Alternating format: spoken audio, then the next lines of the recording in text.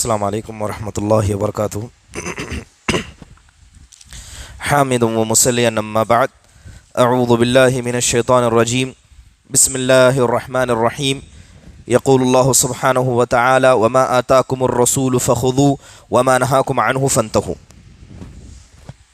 معزز و مکرم علماء کرام، اعماء دین جماعت و جمعیت اور نوجوانان ملت، الحمدللہ اللہ کے فضل و کرم سے ایک علمی مجلس سجائی گئی، اور آپ جانتے ہیں کہ یہ علمی مجلسیں یہ فرشتوں کی حاضری کی جگہ ہوتی ہیں، اور ایسی مجلسوں میں اللہ تعالیٰ اپنی رحمتوں کو نچھاور کر دیتا ہے۔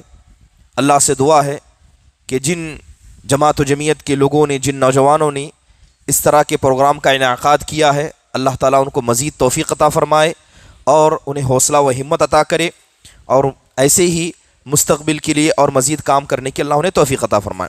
محترم حاضرین، میں آپ کا زیادہ وقت نہیں لوں گا۔ عنوان دیا گیا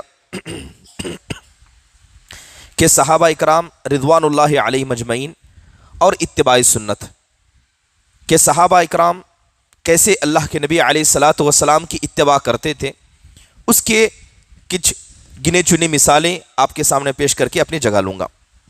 سب سے پہلی بات یہ ہے کہ جب بھی ہم بات اتباع سنت کی کرتے ہیں کہ اللہ کے رسول صلی اللہ علیہ وسلم کی اتباع ہمیں کرنا ہے، اس کے کرنے کا اللہ نے حکم دیا ہے۔ میں نے آیت کریمہ پڑھی، اللہ تعالیٰ اسی کا حکم دیتے ہوئے کہتا ہے کہ وما آتاکم الرسول فخذوه، کہ رسول تمہیں جو بھی دیں اسے لے لو، اور اللہ کہتا ہے وما نہاکم عنہ فانتہوا، اور رسول جس چیز سے تمہیں منع کرے اس سے رک جاؤ۔ یہ اتباع سنت ہے۔ ایک جگہ اللہ تعالیٰ نے اسی کا ذکر کرتے ہوئے الگ انداز سے کہا کہ من یطع الرسول فقد اطاع اللہ، کہ جس کسی نے رسول کی بات مانی حقیقت میں اس نے اللہ کی بات مانی۔ اور اللہ کہتا ہے کہ ومن تولا، اور جو آدمی رسول کی بات کو نہیں مانے گا اور رسول کے سنت کے خلاف عمل کرے گا، تو اللہ کہتا ہے کہ نبی ہم نے آپ کو ان کا نگہبان نہیں بنایا، آپ کا کام بتانا ہے، مانے تو بہتر ہے، نہ مانے تو اللہ کو کوئی عاجز کرنے والا نہیں۔ اب سوال یہ ہے کہ اتباع سنت کہتے کسے؟ علماء کرام نے اتباع سنت کی تعریف میں لکھا ہے کہ اتباع سنت یعنی نبی کریم صلی اللہ علیہ وسلم کی اتباع کا مطلب یہ ہے کہ انسان اللہ کے نبی علیہ الصلاۃ والسلام کی طرح زندگی گزارے اور آپ کی اقتداء کرے۔ کس میں؟ عقیدے کے اندر آپ کی اتباع کرے، عبادت کے اندر آپ کی اتباع کرے، اخلاق کے اندر آپ کی اتباع کریں، بلکہ انسان اپنے اقوال میں، اپنے افعال میں، کرنے میں اتباع کرے، اور اسی طرح جن کاموں کو اللہ کے نبی نے چھوڑا ہے، جن کو نہیں کیا ہے، ان کو چھوڑ کر نبی کی اتباع کرے، اور اسی طرح اتباع کرے جس طرح اللہ کے رسول نے کیا ہے، چاہے وہ کام فرض ہو، چاہے وہ کام واجب ہو، چاہے وہ کام مستحب ہو یا مباح ہو، یا اسی طرح ان کاموں کو چھوڑنے میں چاہے وہ کام حرام ہو چاہے وہ مکروہ ہو، تو جس کسی کا کام ہو اللہ کے نبی نے جس نیت و ارادے سے کیا ہے، اسی نیت اسی ارادے سے کام کو کرنا یا کام کو چھوڑنا، اس کو اتباع سنت کہا جاتا ہے۔ اگر میں مختصر انداز میں یہ بتاؤں کہ نبی کریم صلی اللہ علیہ وسلم کی اتباع کا فائدہ کیا ہے اور اہمیت کیا ہے، اگر اہمیت کی گفتگو کی جائے تو دو تین باتیں۔ پہلی چیز یہ ہے کہ اتباع یہ ایک مسلمان کے لیے اتنا ضروری ہے کہ اللہ تعالیٰ نے کہا کہ اس کے بغیر کسی کی عبادت اللہ کی قبول ہی نہیں ہوتی۔ اگر کوئی آدمی یہ کہے کہ میں صرف اللہ کی بات مانوں گا، رسول صلی اللہ علیہ وسلم کی بات نہیں مانوں گا، تو ایسا آدمی عمل کر کے آسمان و زمین کو بھر دے، اس کے عمل کا کوئی مطلب نہیں، اللہ تعالیٰ قبول نہیں کرے گا۔ اللہ کے نبی علیہ الصلاۃ والسلام کہتے ہیں کہ من عمل عملا لیس علیہ امرنا فہو رد، کہ اگر انسان عبادت کی نیت سے، اچھی نیت سے کوئی کام کرے مگر اس کام کو میں نے نہیں کیا ہے، اللہ کے رسول کیا کہتے ہیں؟ کوئی ایسا کام کرے کہ وہ نیک نیت سے کر رہا ہے اور ثواب کی نیت سے کر رہا ہے مگر اس کام کو اللہ کے رسول نے نہیں کیا ہے تو بدعت ہے، وہ سنت نہیں ہے۔ اسی کے لیے امام حسن بصری رحم اللہ علیہ اسی کے قول کی اس حدیث کے ماتحت میں کہتے ہیں کہ کوئی بھی عمل جو ہے جو انسان کرتا ہے وہ بغیر نیت کے نہیں ہوتا، نیت کے ساتھ ہی عمل ہوتا ہے، اور کہتے ہیں کہ کوئی بھی نیت اللہ کے پاس قبول نہیں ہوتی ہے یہاں تک کہ اس کے اندر سنت کی اتباع نہ ہو۔ یعنی بغیر نیت کے کوئی عمل نہیں ہوتا ہے، اور ہر نیت کو نبی کے طریقے پر ادا ہونا ضروری ہے۔ اس کا مطلب یہ ہوا کہ اگر کوئی آدمی اتباع یعنی نیک عمل کرنا چاہے وہ نبی کریم علیہ الصلوۃ والسلام کی ولادت کا نام لے، مولد النبی کا نام لے، کہے کہ اگر نبی کریم صلی اللہ علیہ وسلم کا برتھ ڈے ہم منائیں، آپ کی ولادت پر ہم خوشی منائیں، کس کو کیا تکلیف ہے؟ تو اب سوال یہ پیدا ہوگا کہ آپ کی جو نیت ہے، جو آپ نیک کام کر رہے ہیں، کیا یہ نیک کام اللہ کے رسول نے کیا ہے؟ کیا صحابہ نے کیا ہے؟ اگر نہیں کیا ہے تو ایسی نیت جس کی بنیاد پر عمل کر رہے ہیں وہ سنت کے طریقے پر نہیں ہے۔ اور آج دیکھیں کہ جب ہم بات اتباع سنت کی کرتے ہیں تو اس کے اندر سمجھنا ضروری ہے کہ نیک عمل کرنے والے بہت ہیں اور اچھی نیت سے کرنے والے بھی بہت ہیں، لیکن بہت سارے کام ایسے کیے جاتے ہیں جن نیتوں کے ساتھ، عملوں کے ساتھ نبی کی اتباع نہیں ہوتی ہے۔ آج جس مہینے سے ہم گزر رہے ہیں، اس مہینے کے اندر کتنی ایسی بدعتیں ہیں جو انجام نہیں دی جاتی، جیسے 11ویں آپ دیکھ رہے ہیں کہ بہت سارے لوگ مناتے ہیں اور اسے اسلام سمجھ کر مناتے ہیں۔ سب سے پہلا سوال یہ ہے کہ جس نیت سے آپ عمل کر رہے ہیں، کہ اس کام کو اللہ کے نبی نے کیا ہے، کیا صحابہ نے کیا ہے، یا شیخ عبد القادر جیلانی جن کے نام پر یہ ساری بدعتیں کی جاتی ہیں، کیا انہوں نے کرنے کا حکم دیا ہے؟ اگر نہیں ہے تو سمجھ لیجئے یہ سنت نہیں ہے، یہ سنت کے خلاف ہے۔ جس کام کو اللہ کے نبی نے کیا اسے کرنا سنت ہے، جس کام کو اللہ کے نبی نے چھوڑا ہے اسے چھوڑنا سنت ہے، چاہے آپ کتنا بھی نیک ارادہ کریں۔ محترم حاضرین، تو پہلی بات یہ پتہ چلی کہ انسان کوئی بھی عمل کیوں نہ کرے، اگر عمل اللہ کے نبی کے طریقے پر نہیں ہے تو وہ متبع سنت نہیں ہے، اور جو متبع سنت نہیں ہے ایسے انسان کا کوئی عمل قبول نہیں ہوگا، یہاں تک کہ انسان آگ میں بھی کود جائے، آگ میں اللہ کا نام لے کر کود جائے، اللہ کے لیے آگ میں جل جائے، اس عبادت کا حکم اللہ نے نہیں دیا۔ اللہ تعالیٰ کہتا ہے وَمَا أُمِرُوا إِلَّا لِيَعْبُدُوا اللَّهَ مُخْلِصِينَ لَهُ الدِّينَ، کہ ہم نے ان بندوں کو جو عبادت کرنے کا حکم دیا ہے وہ اخلاص کی بنیاد پر کرنے کا حکم دیا، یعنی اگر آپ کے اندر اخلاص ہے تو آپ عمل کیجئے۔ اب اخلاص کیا ہے؟ اخلاص کی علامہ ابن تیمیہ رحمہ اللہ علیہ دو چیزیں بیان کرتے ہیں کہ اخلاص کے اندر سب سے پہلی چیز یہ ہے کہ عبادت صرف اللہ کی ہو، اور دوسری چیز یہ ہے کہ عبادت نبی کے طریقے پر ہو۔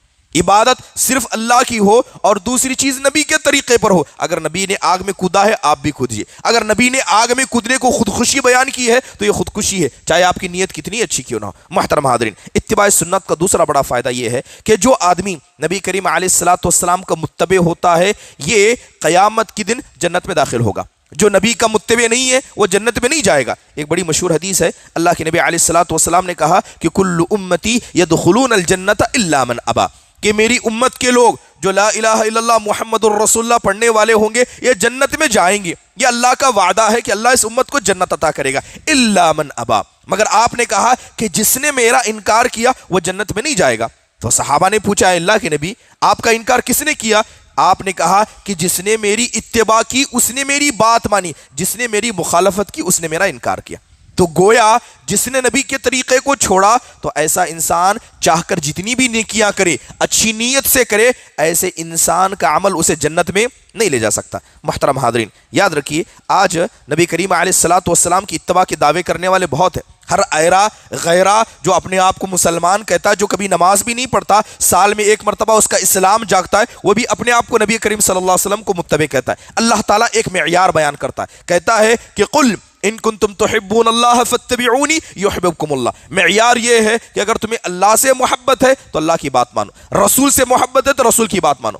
تو لہذا جو بھی آدمی محبت کا دعویٰ کرے گا ہم اسے اوپر سے نیچے تک دیکھیں گے، اس کی صبح سے شام دیکھیں گے، صبح سے شام ہو گئے اوپر سے نیچے تک اللہ اس کے رسول کا ماننے والا ہے تو اللہ سے محبت کرتا ہے۔ اس کا جینا، اس کا مرنا، اس کا اٹھنا، اس کا بیٹھنا، اس کے گھر کی زندگی، اس کے لوگوں کے ساتھ کی زندگی کا ہر پہلو اگر نبی کے طریقے پر ہے تو اللہ سے محبت کرتا ہے، اگر نہیں ہے تو وہ جھوٹا ہے، نہیں ہے تو وہ جھوٹا ہے۔ اور اللہ معاف فرمائے ایسے جھوٹے معاشرے کے اندر بہت موجود ہیں جو اپنے آپ کو نبی کا متبع کہتے ہیں، اہل السنہ والجماعہ اپنے آپ کو کہتے ہیں، لیکن بدعتوں میں اتنے گھرے ہوئے ہیں کہ یہ وقت آئے گا جس دن حوض کوثر سے ایسے ہی لوگوں کو بھگایا جائے گا اور کہا جائے گا کہ اے اللہ کے نبی آپ کو نہیں پتا کہ آپ کے جانے کے بعد ان لوگوں نے کیسی کیسی بدعتوں کا انجام دیا، سحقن لمن غیر آبادی۔ اور وہ اللہ کے نبی علیہ الصلوۃ والسلام کہ آپ اپنی امت کے لیے رحمت کی دعا کرتے تھے۔ وہ وقت بھی ان مسلمانوں کو یاد ہونا چاہیے کہ اللہ نے ہر نبی کو، جتنے بھی انبیاء اللہ نے دنیا میں بھیجے، اللہ نے ہر نبی کو ایک دعا دی،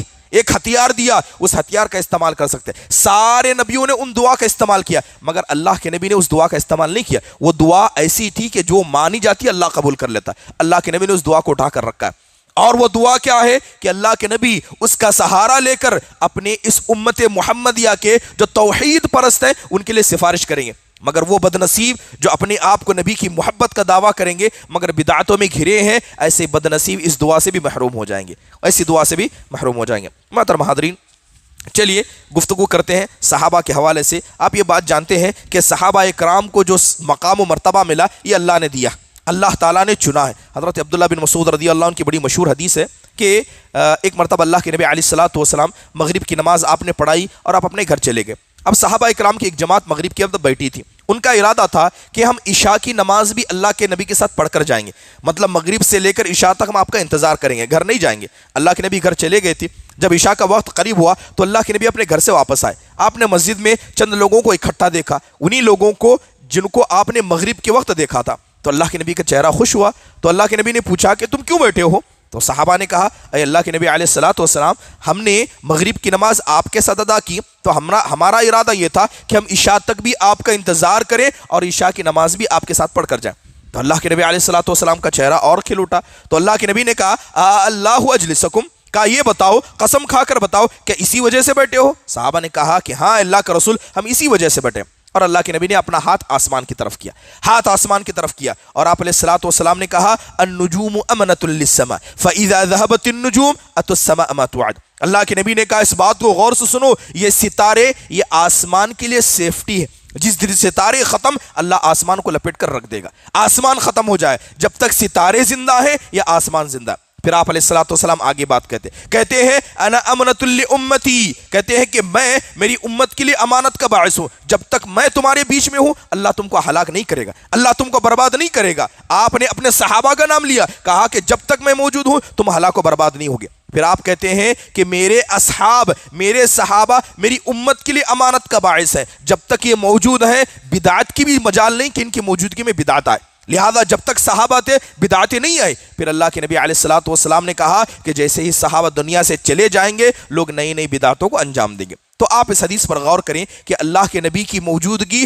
اللہ کے عذاب سے صحابہ کو بچاتی ہے اور صحابہ کی موجودگی اس امت کو بدعت سے بچاتی ہے۔ یہ صحابہ کا مقام و مرتبہ ہے۔ اگر مثالیں بیان کروں کہ صحابہ اکرام رضوان اللہ علیہ مجمعین اللہ کے نبی کی کیسی اتباع کرتے تھے، کیسا جذبہ ان کے اندر تھا، بے شمار مثالیں۔ ایک صحابی حضرت عبداللہ بن عمر کہتے ہیں کہ ایک صحابی آئے، انہوں نے حدیث کے اندر آتا ہے کہ اللہ کے نبی علیہ الصلوۃ والسلام نے ایک سونے کی انگوٹھی بنائی، آپ نے ایک سونے کی انگوٹھی بنائی، ابھی اس وقت تو سونا حرام نہیں ہوا تھا، تو آپ علیہ الصلوۃ والسلام نے سونے کی انگوٹھی بنائی اور اس کا جو نگینہ تھا آپ نے اندر رکھا، ہاتھ کی انگوٹھی کے اندر والے حصے میں رکھا۔ اب صحابہ نے دیکھا کہ آپ نے سونے کی انگوٹھی بنائی ہے اور آپ نے نگینہ اندر رکھا ہے، سارے صحابہ نے ویسے ہی بنانا شروع کر دیا۔ اللہ کے نبی علیہ الصلوۃ والسلام کو ڈر ہوا کہیں یہ سنت نہ بن جائے، آپ نے نکال کر پھینک دیا۔ اب صحابہ نے دیکھا، سارے صحابہ نے نکال کر پھینکا۔ اللہ کے نبی سے پوچھا نہیں کہ آپ نے ایسا کیوں کیا۔ صحابہ کی خاصیت یہ تھی کہ جیسا آپ کو کرتا دیکھتے کرتے، پوچھتے بھی نہیں تھے، کیونکہ اتباع کا اعلیٰ معیار ہے۔ کئی حدیثیں ایسے ملتی ہیں، اللہ کے نبی نماز پڑھا رہے ہیں، آپ نماز پڑھا رہے ہیں، اچانک آپ نے نماز کی حالت میں اپنے جوتے نکال کر بازو رکھ دیے، پیچھے صحابہ کھڑے، پتہ نہیں کیا مسئلہ ہے، نبی کو دیکھا، سارے لوگوں نے اپنے جوتے نکال کر رکھ دیے، جتنے لوگوں نے اس وقت جوتے پہنے تھے نکال کر رکھ دیے۔ نماز ختم ہوئی تو اللہ کے نبی علیہ الصلوۃ والسلام کہتے ہیں ما حملکم علی القاء نعالکم، میں نے تو نکالا کسی وجہ سے، تم نے کیوں نکالا؟ کیا وجہ ہے کہ تم نے اپنے جوتے نکالے؟ تو صحابہ نے کہا اے اللہ کے نبی آپ کو کرتے دیکھا تو ہم نے کر لیا، اس سے بڑے کو ہم دلیل کیا چاہیے، آپ کو کرتے دیکھا ہم نے کیا۔ تو اللہ کے نبی کہنے لگے کہ اصل میں میرے جوتے کے اندر گندگی تھی، حضرت جبرائیل آئے اور بتایا کہ جن جوتوں کو پہن کر آپ نماز پڑھے اس میں گندگی ہے، اس لیے نکال دیجئے، تمہارے جوتوں میں تو گندگی نہیں تھی، تمہیں نہیں نکالنا چاہیے تھا۔ مگر نبی کریم صلی اللہ علیہ وسلم کے صحابہ کا جذبہ ایسا تھا۔ محترم حاضرین، آپ اس طرح کی مثالیں دیکھیں، حضرت ابو مسعود البدری رضی اللہ عنہ ایک مرتبہ اپنی لونڈی پر غصہ تھے، اسے مار رہے تھے، پیچھے سے آواز آتی ہے اعلم یا ابا مسعود، اعلم یا ابا مسعود، پیچھے سے آواز آتی ہے کہ ابو مسعود جان لو، اے ابو مسعود خبردار ہو جاؤ۔ پلٹ کر دیکھتے ہیں تو جناب محمد الرسول اللہ صلی اللہ علیہ وسلم تھے۔ جیسے ہی آواز سنی اور اللہ کے نبی کو دیکھ لیا، کوڑا ہاتھ سے چھوڑ دیا۔ اللہ کے نبی نے کہا کہ جتنی طاقت سے اپنی لونڈی کو تم مار رہے ہو، جتنی قدرت تم اس پر رکھتے ہو، یاد رکھنا اس سے زیادہ قدرت اللہ تم پر رکھتا ہے۔ اس پر رحم کرو گے اللہ اتنی ہی رحمت کی قدرت تم پر رکھتا ہے، اس پر ظلم کرو گے تو اللہ اتنی ہی قدرت ظلم کرنے کی تم پر رکھتا ہے۔ تو صحابی فوراً رک گئے۔ محترم حاضرین، ایک خیاط، ایک ٹیلر تھے جو نبی کریم صلی اللہ علیہ وسلم کے زمانے میں تھے۔ حضرت انس بن مالک کہتے ہیں کہ اس ٹیلر نے، اس خیاط نے اللہ کے نبی کو کھانے کے لیے بلایا، میں بھی ساتھ میں چلا گیا۔ حضرت انس اللہ کے رسول کے خادم تھے تو ساتھ میں چلے گئے۔ انہوں نے کیا کیا تھا، روٹی منگائی تھی اور اس کے ساتھ کھانا بنایا تھا، سالن وغیرہ تھا، اس کے اندر کدو کا سالن تھا۔ تو اللہ کے نبی علیہ الصلوۃ والسلام، حضرت انس بن مالک کہتے ہیں کہ میں اکثر اللہ کے رسول کو دیکھا کرتا کہ آپ کیا کر رہے ہیں۔ کہتے ہیں کہ میں دیکھ رہا ہوں کہ اللہ کے نبی ہانڈی میں گھما گھما کر ہاتھ دیکھ رہے ہیں اور کدو کو نکال نکال کر کھا رہے ہیں۔ کہتے ہیں خدا کی قسم وہ دن ہے اور میری زندگی کا آخری دن ہے، مجھے کدو سے زیادہ کوئی اور چیز پسند نہیں، کیونکہ اللہ کے رسول صلی اللہ علیہ وسلم کو چیز پسند تھی۔ یہ صحابہ اکرام کا جذبہ تھا۔ محترم حاضرین، حضرت انس بن مالک رضی اللہ عنہ کہتے ہیں کہ جب احد کا موقع تھا، صحابہ لڑ رہے تھے، تو اسی درمیان اللہ کے نبی نے اپنی تلوار نکال لی، اللہ کے نبی نے اپنی تلوار نکال لی اور کہا کہ کون ہے جو اسے لے گا۔ آپ اپنی تلوار نکال کر صحابہ سے کہتے ہیں کون ہے اسے لے گا؟ جتنے موجود تھے سب نے ہاتھ اٹھا لیے، کہا اللہ کے نبی ہم لیں گے، ہم لیں گے۔ اللہ کے نبی نے دوسرا جملہ کہا کہ کون ہے جو اس کو حق سے لے گا؟ سارے ہاتھ نیچے ہو گئے۔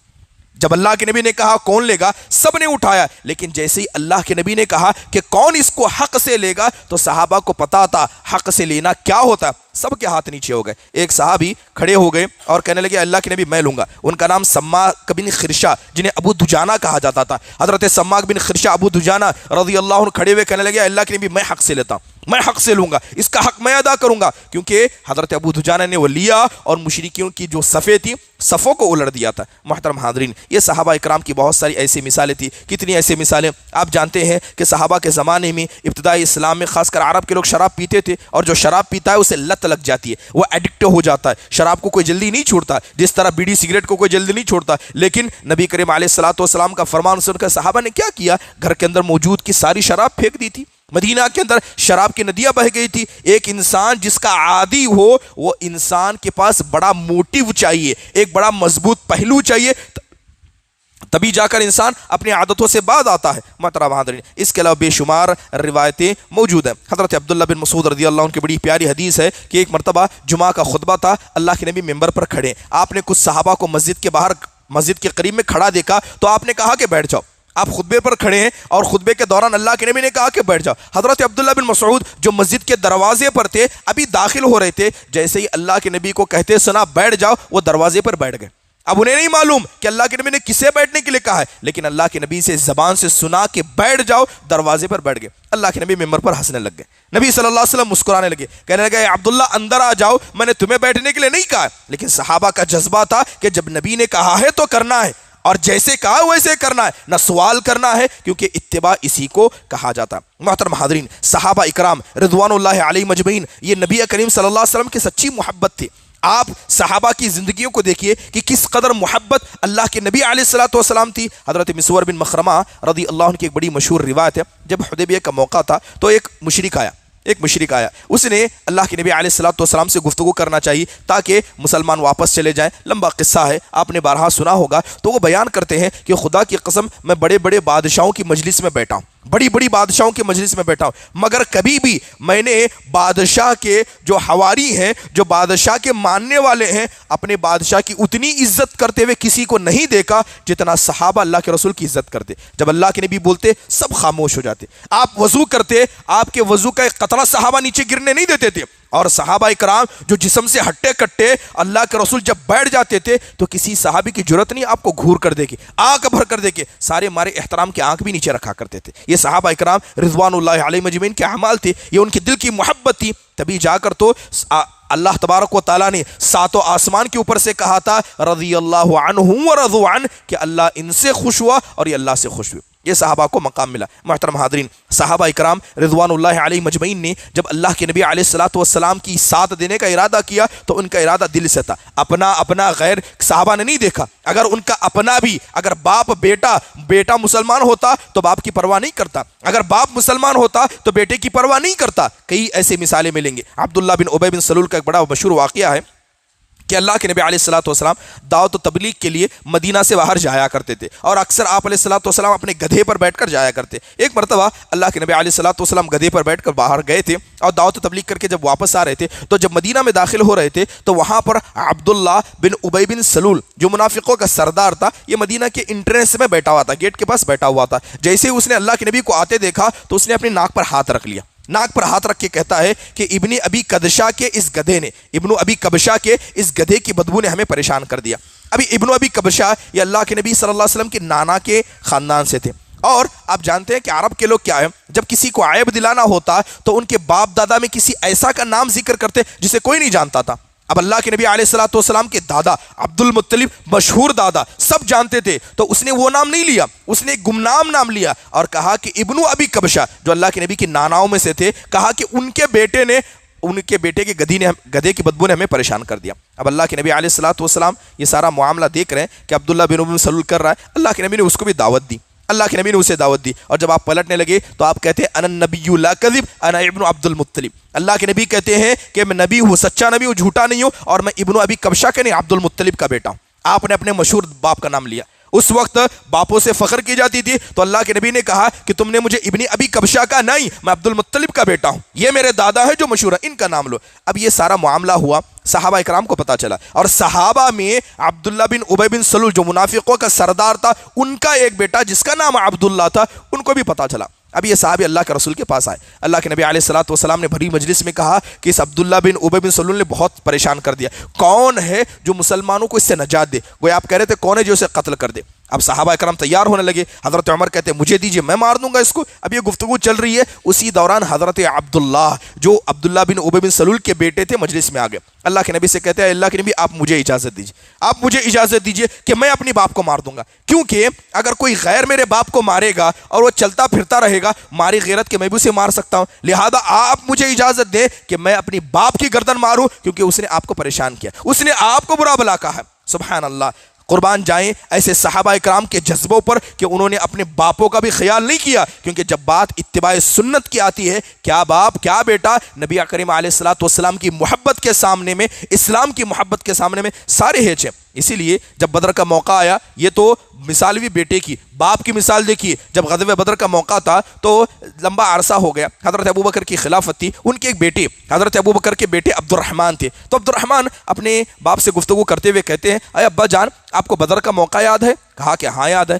میں مشرکوں کی طرف سے تھا، آپ اللہ کے نبی کی طرف سے تھے، میں آپ کو دیکھ رہا تھا کہ آپ اللہ کے نبی کے آزو بازو ہیں، آپ نے درع پہنی تھی، خدا کی قسم جیسی لڑائی شروع ہو گئی، جدھر آپ جاتے میں دور بھاگ جاتا، میں نہیں چاہتا تھا کہ میری تلوار میرے باپ پر چل جائے، اس لیے میں اپنی تلوار سے آپ کو بچا رہا تھا۔ حضرت ابوبکر ہنستے ہوئے کہتے ہیں بیٹا اچھا ہوا کہ تم نے مجھے بچایا، اگر تم میری تلوار کے نیچے آتے میں اتنا سوچتا بھی نہیں، میں فوراً تمہیں مار دیتا، کیونکہ تم اللہ اس کے رسول کے نافرمان تھے، تم اللہ اس کے رسول کے نافرمان تھے۔ اسی لیے دیکھیں کہ صحابہ اکرام نے جو اتباع کا جذبہ پیش کیا ہے وہ آسمان چھوتا ہے، اس سے بڑھ کر کوئی اتباع نہیں ہو سکتی۔ اسی لیے تو اللہ تعالیٰ نے کہا فَإِنْ آمَنُوا بِمِثْلِ مَا آمَنْتُمْ بِهِ فَقَدِ اهْتَدَوْا، اگر تم ویسے ایمان لاؤ جیسے وہ لوگ ایمان لائے تھے تبھی جا کر تم کامیاب ہوگے۔ محترم حاضرین، انسان کو نبی کریم علیہ الصلوۃ والسلام کی اتباع کرنا چاہیے۔ کس مسئلے میں؟ لباس میں اتباع کیجیے، دیکھیے آپ کیسا لباس پہنتے تھے، گھر کی عورتوں کو چاہیے کہ صحابیات کو مثال بنائیں، اور اسی طرح انسان کا پہناوا، انسان کا اٹھنا، انسان کا بیٹھنا، زندگی کا ہر مسئلہ، شادی بیاہ ہو یا انسان کی تجارت ہو، ہر مسئلے میں نبی کی اتباع ضروری ہے۔ اسی لیے اللہ تعالیٰ نے کہا لَقَدْ كَانَ لَكُمْ فِي رَسُولِ اللَّهِ أُسْوَةٌ حَسَنَةٌ، کہ نبی کی پوری زندگی، جوانی ہو تو نبی کے جیسی، ادھیڑپن ہو تو نبی کے جیسا، بڑھاپا ہو تو نبی کے جیسا، زندگی کا ہر مرحلہ نبی کے جیسا ہو۔ بلکہ امام سفیان ثوری رحم اللہ فرماتے ہیں کہ ان استطعت ان تحک راسا الا بالاسر ففعل، کہتے ہیں کہ اگر تمہیں سر بھی کھجانا ہو، اگر تمہیں سر بھی کھجانا ہو تو کوئی حدیث دیکھو ملتی ہے کیا، اگر حدیث نہیں ملتی ہے تو سر بھی مت کھجاؤ، اور اگر حدیث ملتی ہے تو ویسے کھجاؤ جیسے حدیث میں بیان کیا گیا۔ یعنی سنت کو چلنے پر، سنت کو ماننے میں انسان کو اتنا پریسائز ہونا چاہیے، اتنا سٹیپ بائی سٹیپ ہونا چاہیے کہ ہر چیز کو نبی کے طریقے پر کرے، تبھی جا کر یہ انسان کو کیا ہے، نبی کریم علیہ الصلوۃ والسلام کی سنت کا صحیح ثواب ملتا ہے۔ محترم حاضرین، صحابہ اکرام اپنا اچھا برا نہیں دیکھتے تھے، صحابہ اکرام اپنا فائدہ نہیں دیکھتے تھے، جہاں نبی کی بات آئی، آپ کی اتباع کی بات آئی صحابہ نے فائدے نقصان کا سودا نہیں کیا۔ ایک بڑے مشہور صحابی جو بڑے خوبصورت صحابی تھے جنہیں حضرت جریر بن عبداللہ البجلی رضی اللہ عنہ کہا جاتا تھا، وہ اللہ کے رسول کے پاس آئے، مسلمان ہو کر آئے، اللہ کے نبی پر انہوں نے ہاتھ پر بیعت کی، کہتے ہیں کہ بایعنا رسول اللہ صلی اللہ علیہ وسلم علی السمع والطاعہ، میں نے اللہ کے رسول کے ہاتھ پر بیعت کی تھی کہ میں آپ کی اطاعت کروں گا، اور دوسری بات کہا والنصح لکل مسلم، اور ہر مسلمان کے لیے خیر خواہ بنوں گا۔ کس بات کی؟ کہ میں آپ کی اتباع کروں گا، اس کا وعدہ میں نے اللہ کے رسول سے کیا، اور دوسری بات یہ ہے کہ ہر مسلمان کے لیے خیر خواہ بنوں گا، یعنی جو میں اپنے لیے چاہتا ہوں ہر مسلمان کے لیے چاہوں گا، اس بات کا وعدہ کیا۔ اب لمبا عرصہ ہو گیا، اللہ کے رسول کا انتقال ہو گیا، انہیں گھوڑے کی ضرورت تھی۔ حضرت جریر بن عبداللہ بجلی رضی اللہ عنہ کو گھوڑے کی ضرورت تھی۔ ان کا ایک غلام تھا، غلام کو پیسے دیے، 300 درہم دیے، کہا کہ جاؤ گھوڑا خرید لے آؤ۔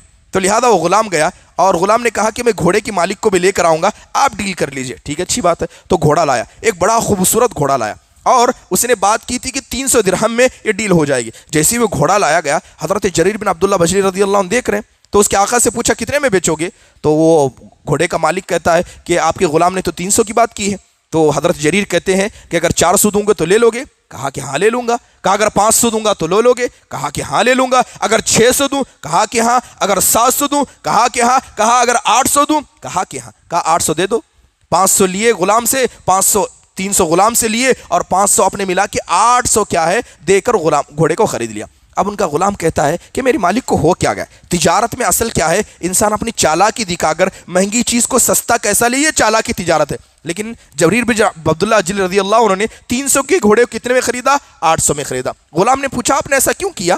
تو کہنے لگے کہ میں نے اللہ کے نبی سے وعدہ کیا تھا کہ ہر مسلمان کے لیے خیر خواہ رہوں گا۔ جو گھوڑا تم میرے پاس لائے تھے وہ گھوڑا 300 کا نہیں تھا، اسے ریٹ نہیں پتا تھا، یہ گھوڑا 800 کا تھا۔ آج بھی اگر مارکیٹ میں بیچوں تو یہ 800 میں جائے گا۔ تو اللہ کے نبی سے میں نے وعدہ کیا تھا کہ جیسے میں اپنے لیے خیر سوچوں گا ہر مسلمان کے لیے خیر سوچوں گا، لہذا گھوڑا 800 کا تھا، وہ 800 کا حق تھا، لہذا میں نے اپنے نہیں اس کے لیے بھی خیر خواہ سوچا، کیونکہ میں نے اللہ کے نبی علیہ الصلوۃ والسلام سے وعدہ کیا تھا۔ سبحان اللہ، یہ کیسی سچی محبت ہے۔ محبت انسان زبان سے نہیں اپنے کردار سے بتاتا ہے۔ آپ یہ نہ کہیں کہ میں اہل السنہ والجماعہ ہوں، میں اپنے اہل حدیث ہوں، آپ کا کردار بتائے گا کہ آپ صحیح ہیں کہ غلط ہے۔ آپ کا اٹھنا بیٹھنا، آپ کا زندگی، آپ کا اہل خانہ کے ساتھ تعامل بتائے گا آپ کتنا سنت پر چلتے ہیں۔ بولنے والے تو بہت ہیں، اگر زبان سے سچ میں اسلام و ایمان سمجھا جاتا تو دنیا کا ہر منافق سب سے پکا مسلمان ہوتا ہے۔ زبان سے کسی کا کوئی اعتبار نہیں، یہ اعتبار عمل کا ہے۔ اس لیے تو اللہ کہتا ہے قُلِ اعْمَلُوا فَسَيَرَى اللَّهُ عَمْلَكُمْ وَرَسُولُهُ، عمل کرتے رہو، اللہ تمہارے عمل کو ایک وقت آئے گا اللہ بھی دیکھے گا، رسول بھی دیکھیں گے، اور سارے مؤمنین بھی دیکھیں گے۔ محترم حاضرین، بہت سارے ایسے واقعے ہیں، بڑا افسوس ہوتا ہے جب آج کے معاشرے کو دیکھا جاتا ہے کہ جب بھی بہت سارے لوگوں کو دیکھا جاتا ہے، لوگ آ کر سوال کرتے ہیں، کہتے ہیں کہ ہم نے ایسا کام کیا ہے، بتائیے کام حلال ہے کہ حرام ہے؟ کام کرنے کے بعد آ کر کیا پوچھتے ہیں کہ یہ کام حلال ہے کہ حرام ہے؟ حق تو یہ تھا کہ کسی بھی کام کو کرنے سے پہلے آپ پتا کر لیں کہ حلال و حرام ہے، کرنے کے بعد نہ پوچھیں۔ آج ہمارا یہ حال ہے کہ کرنے کے بعد ہم پوچھتے ہیں کہ حلال ہے حرام ہے۔ محترم حاضرین، صحابہ اکرام تو وہ تھے جو پہلے کام کو کیا کرتے تھے، اور اس کے پہلے کاموں کو کیا ہے جان لیا کرتے تھے، اور انہیں پتا ہوتا کہ کام صحیح کون سا ہے کون سا غلط ہے۔ محترم حاضرین، جہاں تک اس کے علاوہ بدعت کی بات ہے، اتباع سنت کی مخالفت میں دوسری چیز آتی ہے بدعت۔ اللہ معاف فرمائے، آج تو بدعت کا وہ دورہ ہے، اور یاد رکھیے کہ جو بھی آدمی بدعت کا کام انجام دے گا، ایسے کام انسان کا عمل برباد ہے، ایسا انسان بھی برباد ہے، اور ایسے انسان کے عمل کا اللہ تعالیٰ کے پاس کوئی بدلہ نہیں ملے گا۔ آج کے معاشرے میں دیکھیں کتنے لوگ ہیں جنہوں نے بدعتوں کے کام کو انجام دیا۔ ہر مہینے میں ایک بدعت ہے، رمضان سے لیجئے، محرم سے لیجئے، سفر کا مہینہ، ربیع الاول کا مہینہ، ربیع الثانی، سال کے 12 مہینے بدعتوں سے بھری ہوئی ہیں۔ اور بڑا افسوس ہوتا ہے کہ یہ سب لوگ اپنے آپ کو نبی کا متبع کہتے ہیں۔ جائیے ان سے پوچھئے کہ تمہاری اتباع چاہیے تو دکھاؤ کہاں پر اتباع موجود ہے، اور کام وہ ہو جو نبی کے طریقے پر ہو۔ جو نبی کے طریقے کو چھوڑ دے وہ کبھی متبع سنت ہو نہیں سکتا۔ باتیں بہت ساری ہیں مگر وقت کم ہے، عشاء کا وقت ہو گیا ہے، اسی لیے کچھ بنیادی باتیں کہہ کر اپنی بات کو ختم کروں گا۔ بدعت ایک ایسی بری چیز ہے کہ جس نے بدعت کو ایجاد کیا، جس نے بدعات کو ایجاد کیا، یاد رکھیں اللہ کی لعنت ایسے انسان پر ہوتی ہے۔ اللہ کے نبی نے کہا کہ من احدث حدثا او آوى محدثا فعليه لعنت اللہ والملائکۃ والناس اجمعین، کہ جس نے کسی بدعت کے کام کو انجام دیا یا کسی بدعتی کو پناہ بھی دی۔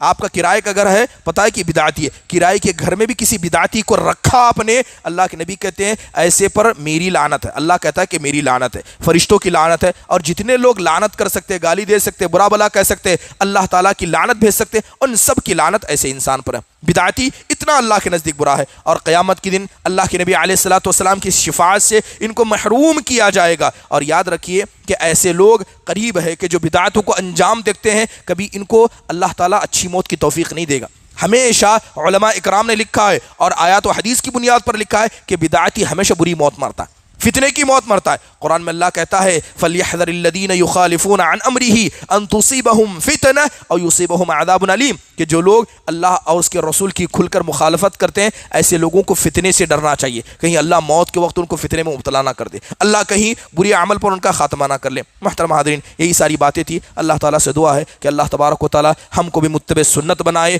اور نبی کریم صلی اللہ علیہ وسلم کا سچا داعی اور ویسا جذبہ ہمارے اندر عطا کرے جو جذبہ صحابہ اکرام رضوان اللہ علیہم اجمعین کے اندر تھا۔ اقول قولی هذا استغفر اللہ لی ولکم ولسائر المسلمین من کل ذنب فاستغفروا انہ هو الغفور الرحیم۔ السلام علیکم ورحمۃ اللہ وبرکاتہ۔